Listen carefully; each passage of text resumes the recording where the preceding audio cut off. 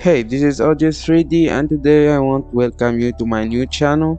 I've been working on building my 3D skills for the past few years now, and in this channel I'll be talking about all kind of things that have helped me improve my work, tips from other artists, best render techniques, and even how to find good reference material for your project. But most of all, I want you guys to feel like a part of my community, that we're all working together towards the same goal, making 3D render better than even before. Once you've watched this video, be sure to share it with your friend. I'd love for them to see what goes into creating something like this. It took sometimes hours and hours to get something right, and then hours more to make it look as good as it is in the final result. The hardest part is getting all the details right. So today I want to show you about how easy it is to make a nice and attractive 3D product render for your project. So let's get started.